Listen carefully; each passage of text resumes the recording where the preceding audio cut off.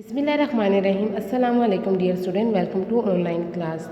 Unit number 4 में हमारे पास lecture number 9 है और टॉपिक है हमारे पास cellular structure and function. Last lecture में हमने सेल थ्योरी स्टडी की थी और जिसके 3 मेन पॉइंट्स क्या थे कि हमारे पास जितनी भी एनिमल और प्लांट सेल होते हैं, जितनी भी एनिमल और प्लांट है वो किससे बने होते हैं? सेल से बने होते हैं। और सेल हमारे पास क्या है? स्ट्रक्चरल और functional unit of living organism है। तो सेल हमारे पास क्या होते हैं? सेल के तो बन गए, लेकिन सेल के अंदर हमारे पास क्या होते हैं? डिफरेंट स्ट्रक्चर होते हैं और उसके फंक्शन होते हैं। तो वो स्ट्रक्चर जब फंक्शन करते हैं तभी हमारे पास क्या करते हैं? सेल प्रॉपर्ली फंक्शन करते हैं। तो ये जितने भी हमारे पास स्ट्रक्चर होते हैं वो हम डिटेल में स्टडी करेंगे। सबसे पहले हमारे पास एनिमल सेल और प्लांट सेल है। तो एनिमल और प्लांट सेल हमारे पास क्या होते हैं? उसके कुछ स्ट्रक्चर एक दूसरे से मुख्तलिफ हैं। जैसे हमारे पास क्या होता है? सेल वाल होता है जो आउटर मोस्ट कवरिंग होती है प्लांट सेल में, और ये हमारे पास एब्सेंट होता है एनिमल सेल में। एनिमल सेल में हमारे पास कोई सेल वाल नहीं होती। सेकंड हमारे पास क्या होते हैं? क्लोरोप्लास्ट। क्लोरोप्लास्ट हमारे पास एनिमल सेल में एब्सेंट होता है, जबकि प्लांट सेल में प्रेजेंट होता है, जो कि फूड प्रोडक्शन में हेल्प करता है। तो एनिमल सेल में हमारे पास कोई क्लोरोप्लास्ट नहीं होता। सेकंड हमारे पास पोजीशन ऑफ वैक्यूल और न्यूक्लियस भी चेंज होती है in animal and plant cell. Animal cell में हमारे पास क्या होते हैं? न्यूक्लियस क्या होता है? सेंटर में प्रेजेंट होता है, जबकि हमारे पास प्लांट सेल में न्यूक्लियस क्या होते हैं? साइड पे प्रेजेंट होता है, और एक लार्ज वैक्यूल होता है जो कि सेंटर में प्रेजेंट होता है। सेंट्रियोल हमारे पास एनिमल सेल में प्रेजेंट होता है, जबकि प्लांट सेल में हमारे पास क्या होता है? सेंट्रियोल नहीं होता। इसके अलावा हमारे पास क्या होते हैं? सेल मेम्ब्रेन होते हैं, माइटोकॉन्ड्रिया होते हैं, साइटोप्लाज्म, राइबोसोम्स। तो ये हमारे पास क्या होते हैं? Golgi bodies, rough endoplasmic reticulum और स्मूथ एंडोप्लाज्मिक रेटिकुलम। ये हमारे पास सेल के स्ट्रक्चर होते हैं और उसके डिफरेंट फंक्शन होते हैं, वो हम डिटेल में स्टडी करते हैं। सबसे पहले हमारे पास है सेल वाल।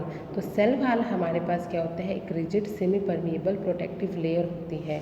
रिजिड हमारे पास सेमी परमिएबल का मतलब ये होता है कि इसमें हमारे पास क्या होते हैं? वो तमाम मटेरियल को सेल के अंदर जाने नहीं देता, सेलेक्टिवली कुछ मटेरियल को अंदर जाने देता है। प्रोटेक्टिव लेयर है तो सेल के प्रोटेक्शन का काम सेल वाल का है। ये आउटर कवरिंग होती है, जो कि इसकी पोजीशन क्या होती है? नेक्स्ट टू सेल मेम्ब्रेन होती है। और ये प्रेजेंट कहाँ होता है? एनिमल हमारे पास क्या होते हैं? एनिमल सेल में सेल वाल नहीं होता, जबकि प्लांट सेल में फंजाई, बैक्टीरिया, एल्गी में हमारे पास क्या होता है? सेल वाल प्रेजेंट होता है। सेल वाल की जो कंपोजिशन होती है वो हर ऑर्गेनिज्म के लिहाज से चेंज होती है। जैसे कि प्लांट में हमारे पास क्या होता है? सेल वाल कंपोज होता है सेल्यूलोज से, और बैक्टीरियल में हमारे पास क्या होता है? और हमारे पास ये कंपोज होता है पेप्टिडोग्लाइकोजन। और मेन कंपोनेंट हमारे पास जो फंजाई सेल में होता है तो वो उसका क्या होता है? काइटिन का होता है। फंक्शन इसका क्या होता है कि ये सेल को प्रोटेक्ट करता है, प्रोटेक्शन फराहम करता है। साथ ही ये क्या करते हैं? उसके स्ट्रक्चर और सपोर्ट, इन स्ट्रक्चर भी प्रोवाइड करता है और सपोर्ट भी करता है। तो ये काम हमारे पास क्या होता है? सेल वाल का होता है। सेल वाल के बाद हमारे पास आता है सेल मेम्ब्रेन या प्लाज्मा मेम्ब्रेन। तो ये हमारे पास कहाँ होता है? प्रेजेंट और हमारे पास प्रेजेंट होता है एनिमल और प्लांट बोथ सेल में प्रेजेंट होता है। ये क्या करता है? जो सेल के इंटीरियर मटेरियल होता है उसको सेपरेट करता है फ्रॉम आउटसाइड इन्वायरमेंट। यानी ये हमारे पास क्या करता है? It separate the interior of the cell from the outside environment. और ये हमारे पास बायोलिपिड लेयर होती है। इस biolipid layer semi permeable membrane होती है, और ये क्या करता है? रेगुलेट करता है ट्रांसपोर्ट ऑफ मटेरियल को सेल के अंदर और बाहर जाने को रेगुलेट करता है। कौन? सेल मेम्ब्रेन करता है। सेल मेम्ब्रेन के जो स्ट्रक्चर हमारे पास फ्लूइड मोज़ाइक मॉडल स्ट्रक्चर है, जो कि प्रपोज किया था हमारे पास सिंगर और निकोलसन ने। ये इनके अकॉर्डिंग इस मॉडल के हमारे पास क्या होते हैं? सेल मेम्ब्रेन क्या होती है? बायोलिपिड लेयर होती है। इसकी 2 लेयर्स होती हैं जो कि लिपिड से बनी होती हैं, और इसमें प्रोटीन क्या होते हैं? फ्लोट करते हैं, जबकि कुछ प्रोटीन हमारे पास क्या होते हैं? इसमें इम्बेडेड होते हैं। प्रोटीन जब हमारे पास कार्बोहाइड्रेट्स, ये प्रोटीन और कार्बोहाइड्रेट्स जब एक दूसरे के साथ ज्वाइन होते हैं तो हमारे पास क्या होते हैं, ग्लाइकोप्रोटीन बनाते हैं। सेम जब हमारे पास क्या होते हैं, प्रोटीन और हमारे पास कार्बोहाइड्रेट्स और लिपिड्स हमारे पास ज्वाइन होते हैं तो ग्लाइकोलिपिड्स बनाते हैं। हमारे पास फंक्शन ऑफ सेल मेम्ब्रेन क्या होते हैं, सेल मेम्ब्रेन भी प्रोटेक्शन प्रोवाइड करता है सेल को, और साथ ही साथ हमारे पास क्या करते हैं, it's also provide a fix environment inside the cell. तो इनसाइड द सेल जो इन्वायरमेंट होती है उसको मेंटेन कौन करता है, सेल मेम्ब्रेन करता है। और इसके हमारे पास जो मेन फंक्शन क्या होता है कि ये मटेरियल को ट्रांसपोर्ट करता है फ्रॉम दी आउटसाइड, जितने भी हमारे पास न्यूट्रिएंट होते हैं उसको सेल के अंदर लेके जाते हैं और सेल करता है इनटू द सेल, और जो टॉक्सिक सब्सटेंसेस होते हैं उसको सेल से बाहर निकालता है।